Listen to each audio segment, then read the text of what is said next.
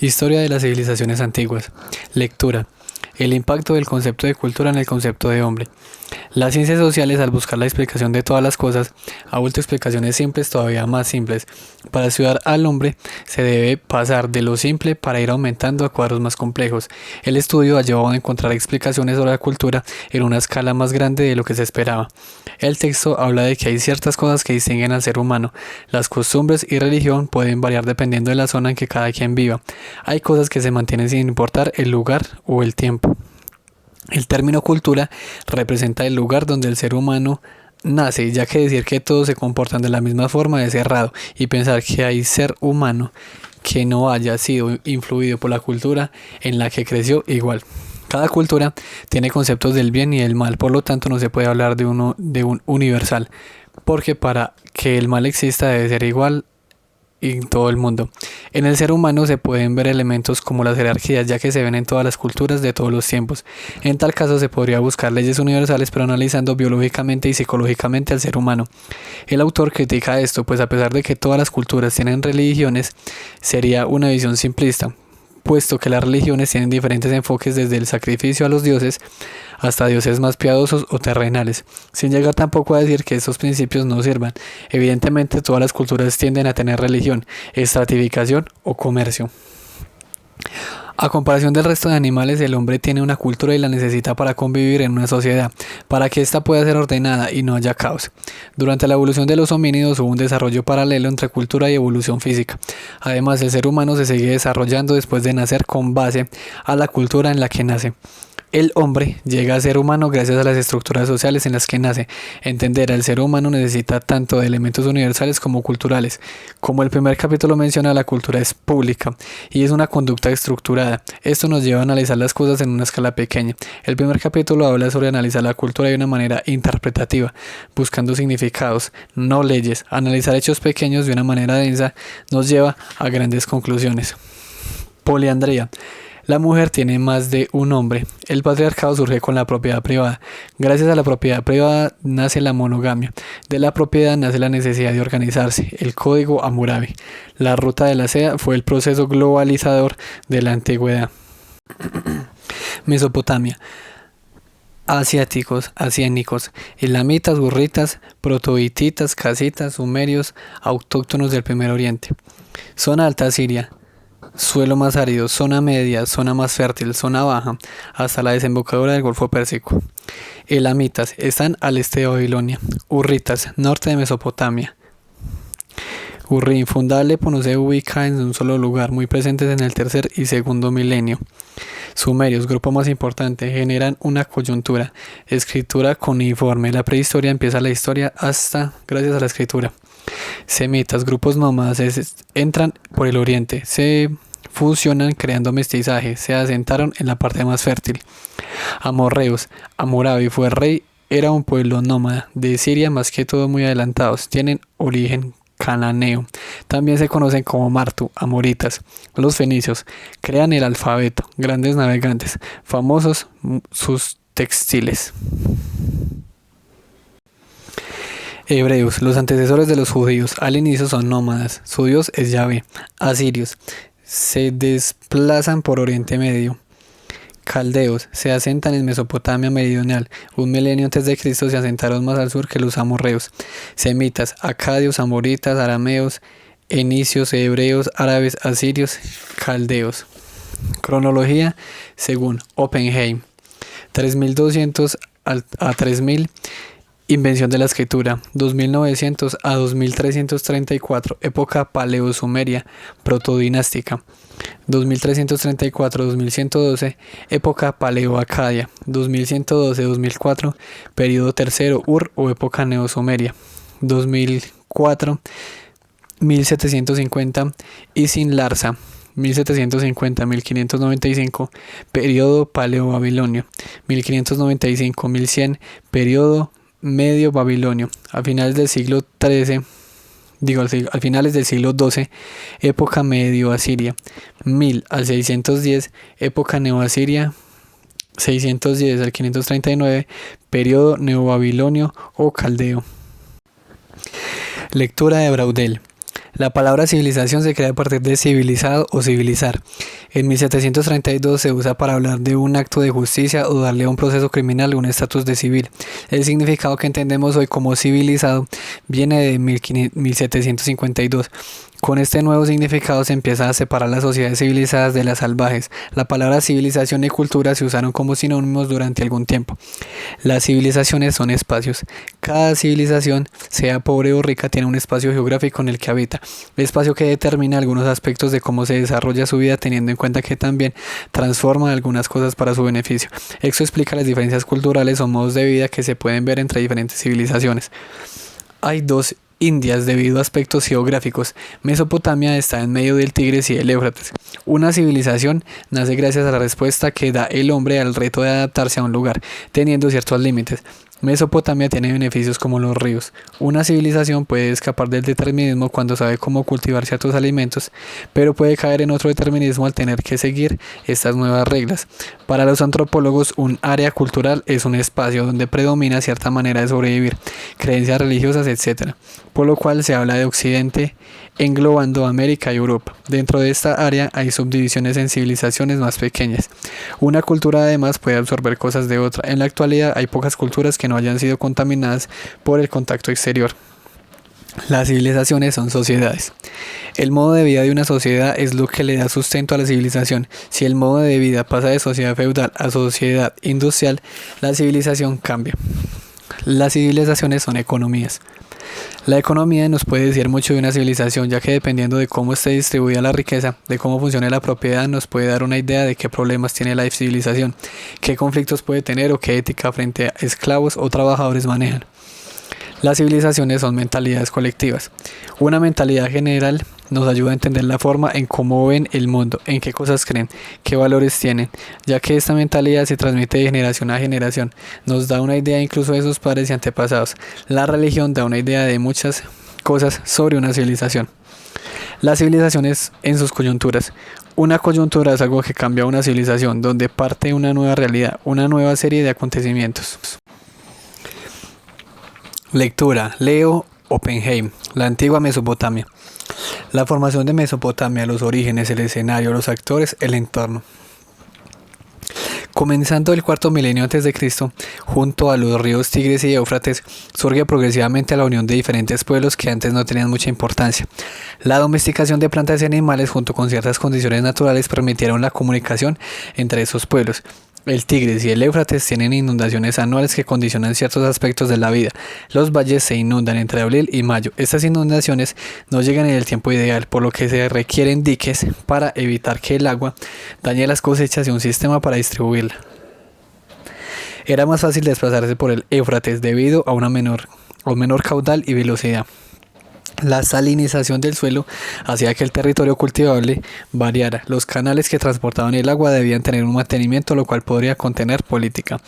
Geográficamente podemos ubicar al idioma paleo-asirio en Anatolia, medio babilonio en Ur, Nippur y Dur Kurigalzu, neobabilonio en Babilonia, Uruk, Borsippa, Sipar y Ur.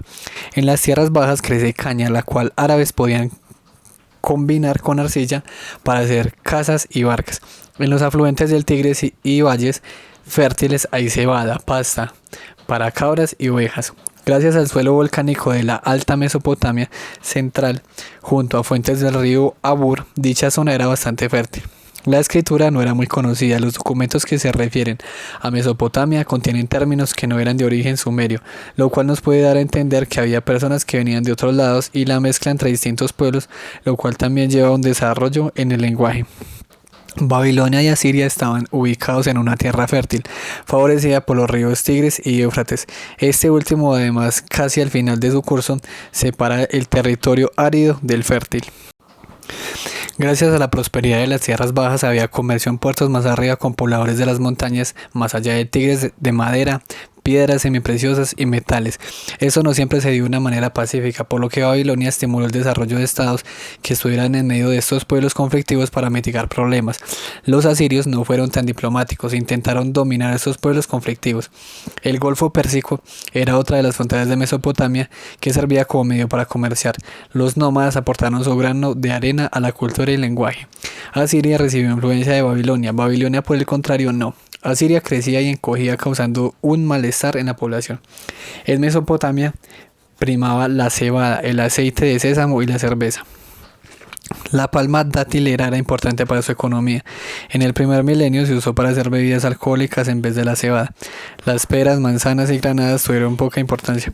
La domesticación de cabras, ovejas y cerdos fue importante para su economía, no solo por la carne sino por los productos derivados.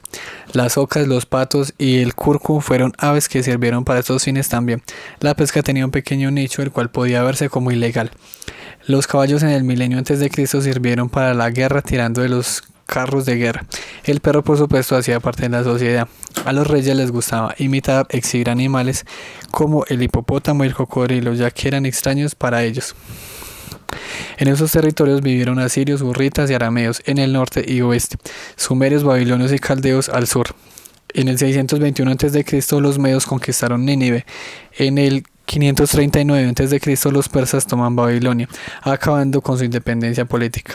A estas conquistas le siguen las de Alejandro Magno, los partos y persas. El centro del poder político varió con el tiempo: Uruk, Ur, Kish, Akkad, Babilonia, Asur. Hubieron tensiones debido a diferentes formas de vivir en sociedad y la espiritualidad. Hubo una transición en el idioma del sumerio al acadio. A pesar de eso, la lengua de Sumer se mantuvo viva. El acadio incursionó en la escritura desde la dinastía de Larsa, 2025 a.C., hasta el final de la dinastía de Babilonia, 1595 a.C. Algunos semitas se adaptaron al proceso de urbanización, otros no, creando un malestar debido a que no pagaban por la seguridad que esta organización les daba. Los amoritas llegaron luego. Las culturas se solían adaptar a la cultura del lugar del que llegaban, aunque en un tiempo empezaron a escribir en su lengua. El modo de escribir cuneiforme fue muriendo gracias al modo de escribir arameo. Los casitas se adaptaron a ciertos aspectos como la forma de comportarse religiosamente. Tuvieron contacto con personas del territorio de Anatolia, Armenia e Irán. También se alejaron más hasta el Mediterráneo y Egipto. El comercio causaba una ósmosis de oriente a occidente, trayendo nuevas tecnologías, alimentos y animales. Durante el fin de la dinastía Hammurabi, esas relaciones fueron cambiando hasta llegar a un punto más rígido, donde se intercambiaron regalos entre reyes, controlando más las importaciones. Esto llevó que en el periodo casita hubiera un estancamiento tecnológico y una pérdida de dinámica. En Asiria adoptaron tecnologías del extranjero. Llegaban prisioneros de Occidente, desplazados de Egipto con distintas labores como panaderos, veterinarios o carpinteros. Dentro de Mesopotamia había civilizaciones como la elamita, que duró casi lo mismo que Mesopotamia, la urartea, que duró unos 2 siglos, y la hitita unos 7 siglos. Estas culturas tenían sus formas de vida, pero también adoptaron cosas de Mesopotamia como su escritura, su lengua y su tradición literaria. En Mesopotamia, las diferencias entre las personas eran por estatus económico. No había tensiones entre sacerdotes y sabios. Los esclavos de entes privados podían venir del extranjero con ciertas habilidades. Podían haber nacido allí o con el fin de pagar una deuda. También se podían adoptar esclavos que eran liberados con la muerte de su amo. Los esclavos tenían un peinado característico y grilletes cuando estaban fuera de casa. En época neobabilonia llevaban el nombre de su amo en el dorso de la mano y podían trabajar o aprender un oficio con el fin de enriquecer a su amo. La esclavitud no era algo general. Las familias eran pequeñas y usaban nombres ancestrales. En el periodo paleobabilonio el hombre podía tener una segunda esposa. En la neobabilonia una. La mujer gozaba de un mejor estatus pudiendo ser testigo y su virginidad era importante. En el sur, una parte de la propiedad era heredada al hijo mayor. Los hermanos mantenían una tierra en común para evitar su división. En época paleobabilonia se aseguraban de dejar una dote a sus hijas. Habían lugares específicos para que vivieran los extranjeros, un poco de odio hacia el extranjero. Durante la dominación persa, incluso lugares dependiendo de la ocupación. No hubieron privilegios por línea sanguínea, sino por asociación política, la cual se refiere a todos los ciudadanos del lugar, religioso y profesional, buscando beneficios económicos. Las personas se asociaban por individuos o con base al templo. Se asociaban de manera independiente los expertos en exorcismo y en adivinación.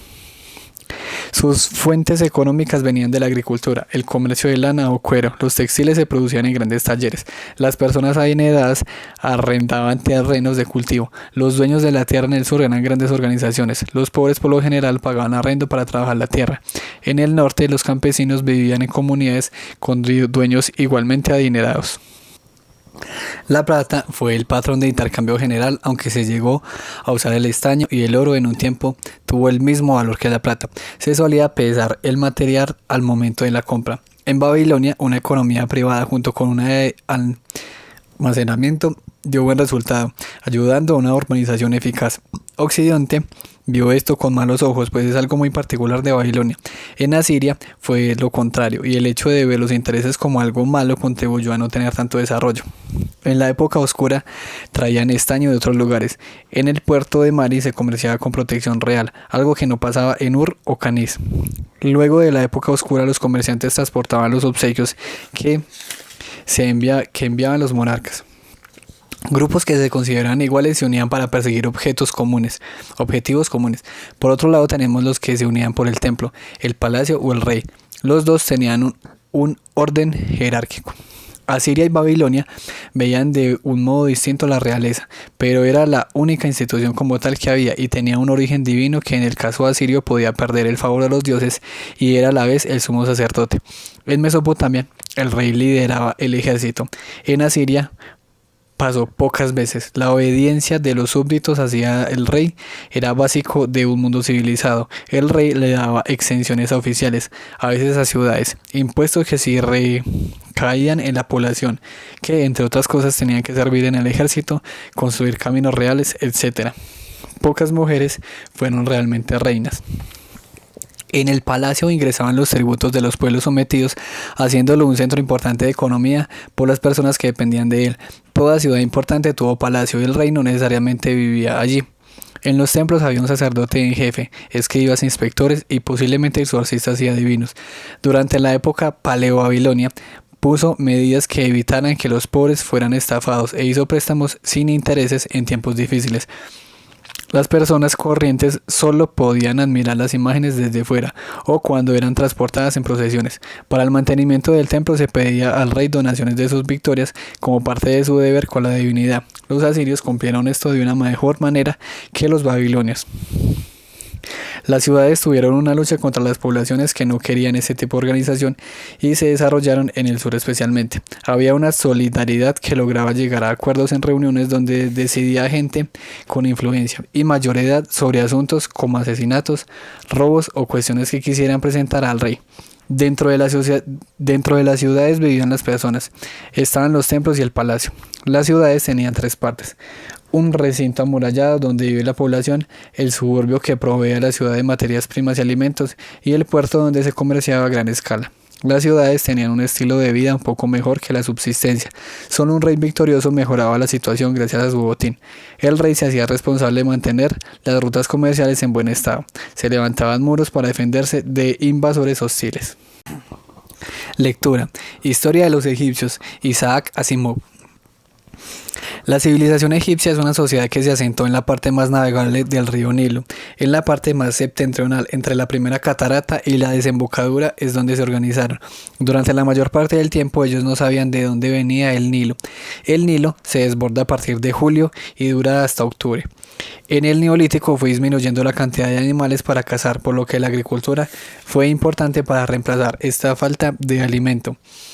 Las inundaciones del Nilo eran usadas para sembrar sobre el fango. Gracias a la falta de lluvia también se crearon canales para llevar agua a las tierras cuando no se estaba en tiempos de inundación. La cooperación para realizar esto causó que se originara una civilización allí. Además surgieron creencias como que los dioses permitían que el suelo germinara, creando una clase sacerdotal que se encargó de medir el Nilo para saber cuándo llegaban las inundaciones y así aprovecharlas mejor.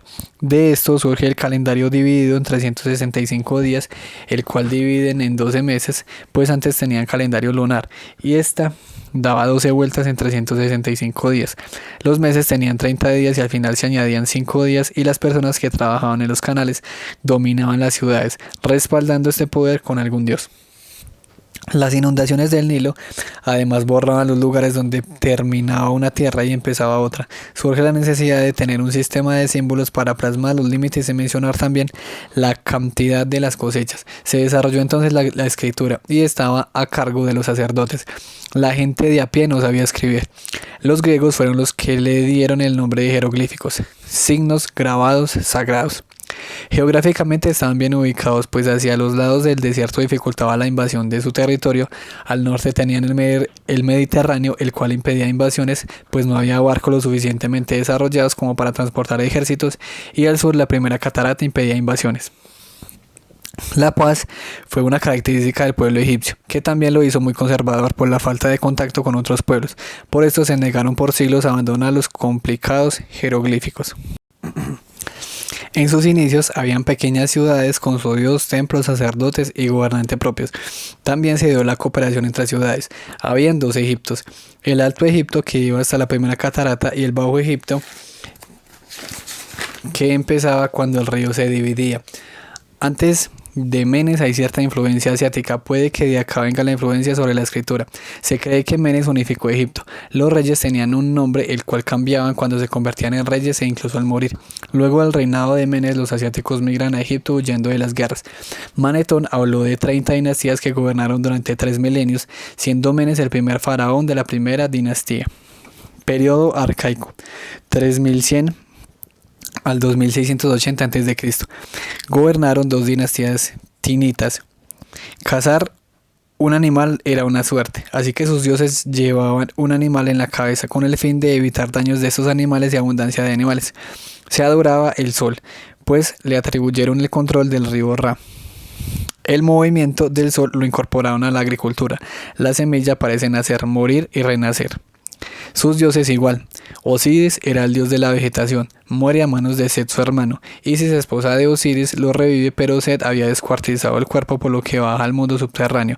Su hijo Horus representa el renacimiento cuando mata a Set. Horus mata a la noche.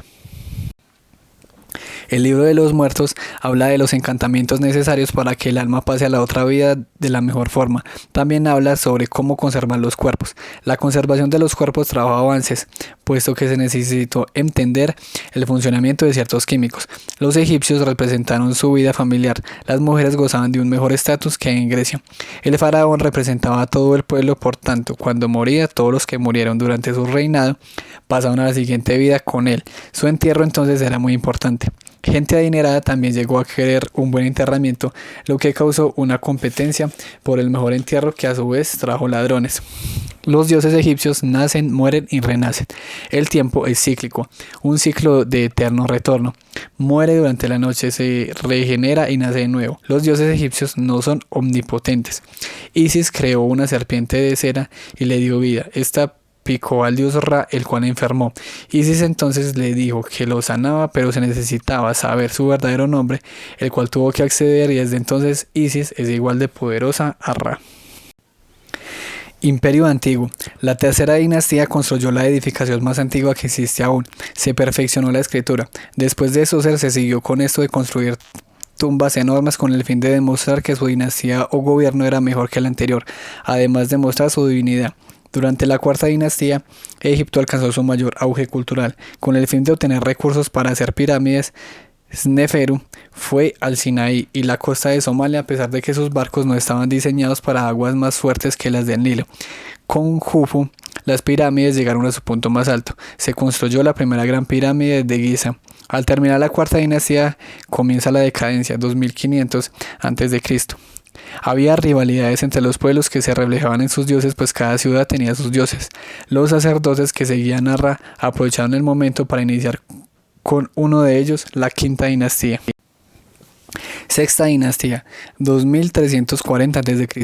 Los reyes se fueron perdiendo poder con el tiempo, mientras el de los generales, dirigentes, etc. crecía. El largo gobierno de Pepi II, el cual gobernó desde niño, hizo crecer el poder de la nobleza, siendo un periodo de transición. Cuando Pepi II murió, En el país hubo caos. Termina el Imperio Antiguo. Imperio Medio. Guerras civiles y conflictos entre algunos personajes con algo de poder que querían ser el gobernante supremo. Hay poca información sobre esta época. La novena y décima dinastía tuvieron como sede Heracleópolis. Tebas, por otro lado, se fue fortaleciendo y tuvo gobernantes que empezaron a controlar un territorio cada vez mayor. La dinastía 11 luchó contra los gobernantes del Alto Egipto. Por 8 años lograron pelear hasta ganar en 2052 a.C. Mentuhoteo II fue el que lo logró y con su gobierno empieza el Imperio Medio.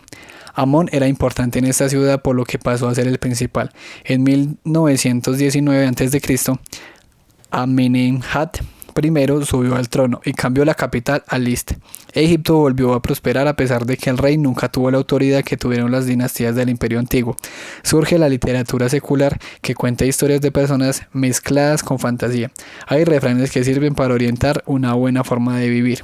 Sesostris I es el primero en hacer conquistar fuera de Egipto. Esto con el tiempo se perdió. La dinastía 13 gobernó el Alto Egipto y la 14 el Bajo Egipto. Hubieron conflictos internos y esta vez la debilidad fue aprovechada por extranjeros. Los Hicsos invadieron Egipto y lo gobernaron. No se tienen muchos detalles, pues borraron todo rastro posible de este penoso hecho. Los egipcios no conocían un modo de vida distinto al suyo, por lo que les causó repudio el modo de vida de los Hicsos. Además que trajeron nuevos dioses. Con el tiempo los Hicsos cedieron y se acomodaron. La dinastía 15 y 16.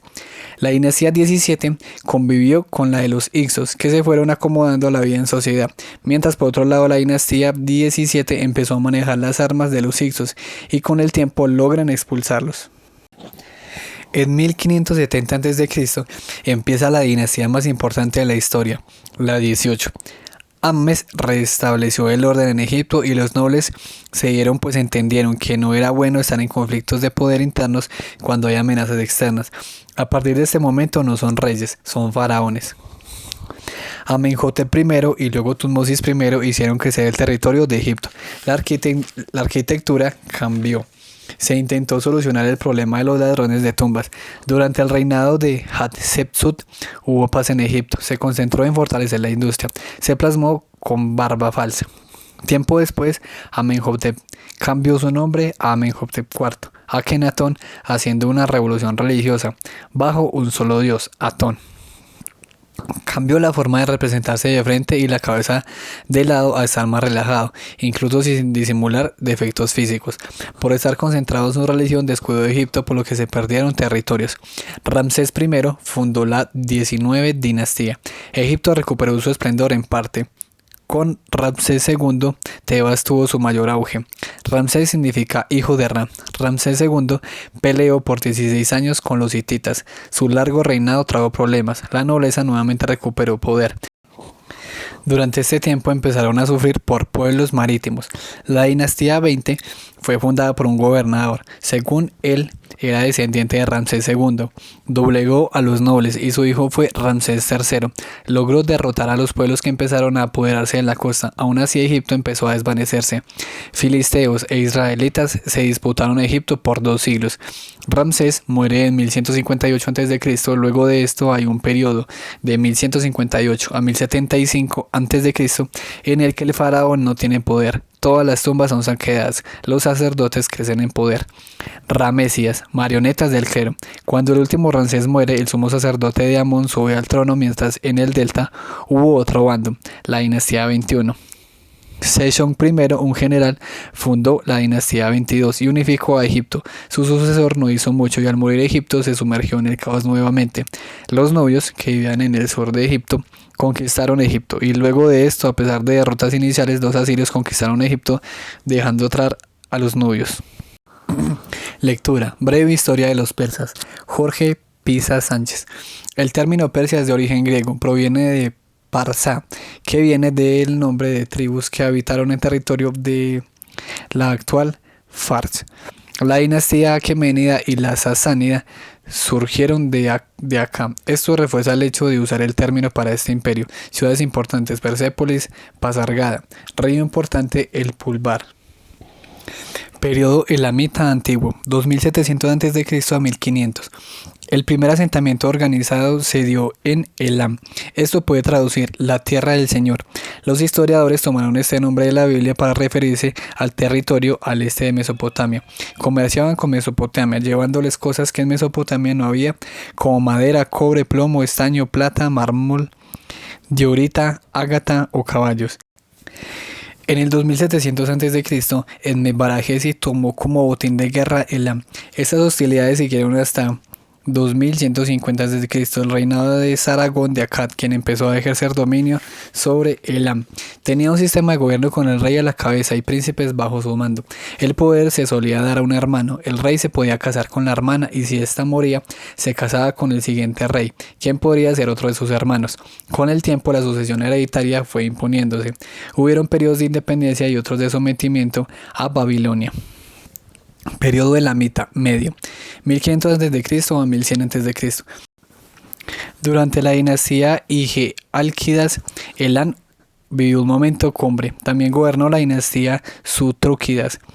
Nabucodonosor pone fin a los elamitas, saquea Elam, pero no deja un gobierno para someterlos. Periodo neoelamita, 1000 a.C. a 539 a.C.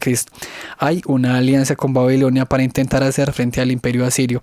Pelearon varias veces juntos y hubo mucha inestabilidad política. Lectura: el comienzo de la historia documentada de la dinastía Zhou. La dinastía Zhou dio paso a la segunda dinastía, la cual duró 8 siglos, periodo dirigido por reyes. Ocurrieron varias transformaciones como una sociedad feudal en lugar de una esclavista, unificación del territorio bajo un solo poder, cambio del bronce al hierro y aparición y consolidación de la clase media. Vivieron pensadores como Lao Tse y Confucio, que influenció la cultura china por más de 2 milenios. También el duque de Zhou, quien tuvo ideas sobre el buen manejo de un estado. Los dirigentes creían ser hijos del cielo, su dios principal era el cielo, el primero en legitimar su poder con esto fue el rey Wu. Los Zhou pelearon contra los Shang. Muchos esclavos se pasaron al bando de los Zhou. El rey Di Xing se autoinmoló cuando vio perdida la batalla. Hay 2 periodos: Zhou occidental, donde el poder era más fuerte y centralizado, y el Zhou oriental. Zhou occidental, 1050 a 771 a.C. La producción agrícola era importante para ellos. La tierra era repartida equitativamente. Las vasijas y armas de bronce que hacían los artesanos eran para la aristocracia. Los hombres libres salieron de comerciantes y artesanos, los cuales usaban el trueque. Este se hacía con cobre y conchas caurí. Además de dirigir, el rey participaba de los rituales. Se hacían sacrificios para evitar catástrofes. Las vasijas de bronce decoradas con dibujos ondulados y escamosos son algo característico. La tolerancia a la diversidad permitió que poco a poco otras culturas se fueran uniendo. Zhou oriental, 771. El poder y autonomía que fueron teniendo los duques y vasallos debilitó a la dinastía, junto con conflictos. En el periodo Zhou oriental, el poder central fue más teórico, eran más estados independientes que incluso se enfrentaban entre sí. Entre el siglo 8 y 3 a.C., la introducción de bueyes en el arado, mejores técnicas de regadío, la introducción del caballo mejoraron la economía. Hubo un auge cultural gracias a Confucio o Mencio y por el contacto con otras culturas que les trajeron cosas como la caballería montada. Durante el periodo de las primaveras y los otoños, 722-476 a.C., aumentó la alfabetización, la cual trajo a su vez libertad de pensamiento y avance tecnológico. Hubo conflicto constante. Ciudades grandes dominaron a las pequeñas. La administración local mejoró el control del territorio, el comercio y la agricultura. Periodo de reinos combatientes, 475 al 221 a.C. Los duques empezaron a llamarse reyes para mostrar lo que ya llevaba tiempo siendo una realidad, y es que no estaban sometidos a la autoridad del rey. Algunos comerciantes ganaron poder político y los ejércitos empezaron a combinar la infantería con la caballería. Lectura: los griegos. Isaac Asimov. En el año 365 a.C., Grecia estaba acabada. Macedonia no parecía ser una amenaza, pues su rey había sido asesinado y el actual, Pérdicas III, era dominado por el asesino del anterior rey. Pero este año Pérdicas III asesina y recupera el trono. Trae a su hermano Filipo de vuelta. Mientras fue rehén, Filipo aprendió sobre la falange tebana. Pérdicas III murió en el 359 a.C. y Filipo ascendió al poder. Se alió con Epiro y se casó con su sobrina. Luego acabó con las amenazas y dominó el norte de Grecia. A través de estrategia anexionó más territorio, consiguió oro y armó su ejército. Entrenó a su ejército como la falange tebana, pero le hizo mejoras que aumentaron la movilidad. En el 356 a.C. nace Alejandro su hijo y se asegura de que Amnitas no le diera problemas. Surgen pensadores como Isócrates, que cree que Grecia se debe unir como estado, y Demóstenes, que tenía preocupación por Filipo, quería que Atenas fuera el escudo de Grecia. Ciudades griegas como Atenas y Grecia intentaron frenar a Filipo, pero la unión no duró mucho. Atenas firmó la paz con Filipo. Filipo siguió avanzando. En 341 a.C. fundó su propia ciudad, Filipópolis. Luego Atenas y Tebas intentaron nuevamente frenarlo, pero fracasaron. Demóstenes huyó del conflicto. Esparta fue la única oposición que tuvo, pero se evitó el conflicto. Luego de dominar toda Grecia, se reunieron en Corinto en el 337 a.C. y se decidió pelear contra Persia con Filipo al mando. En 337 a.C. se divorció de su esposa.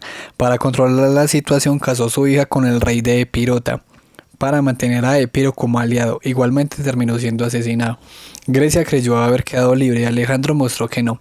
Luego enfrentó la resistencia que provocó esto en varios lugares. Memnón intentó hacer frente a Alejandro, tanto hablando como peleando, pero no tuvo éxito y terminó muerto. Alejandro empezó a avanzar por Asia. Darío III no era precisamente un buen oponente para Alejandro. En una batalla terminó huyendo y ofreciéndole la paz, entregándole Asia Menor. Alejandro no aceptó. Tiro resistió un asedio de 7 meses, pero finalmente cayó. Egipto aceptó el poder de Alejandro de buena manera, incluso fundó una ciudad allí, Alejandría.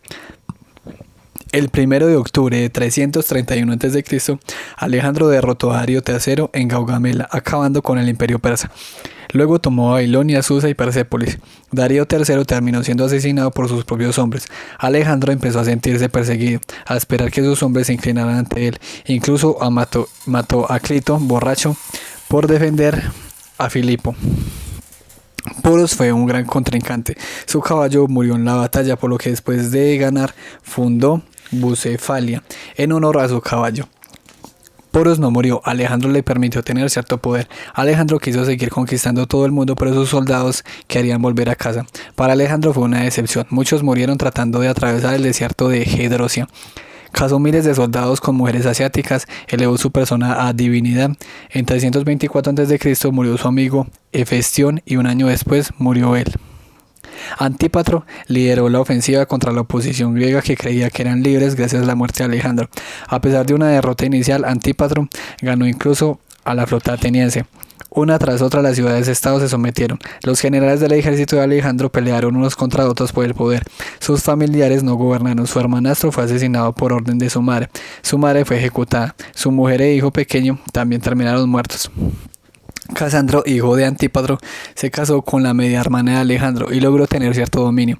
De los generales quedaron vivos, se enfrentaron entre ellos, y Casandro, que era de una segunda generación, quedaron vivos entonces Antígono, Ptolomeo, Casandro, Seleuco. La batalla duró años. Casandro murió en 298 a.C. Demetrio, hijo de Antígono, mató a Filipo IV, además de apoderarse de Grecia. Finalmente murió en 283 a.C. y su hijo Antígono continuó su batalla tiempo después.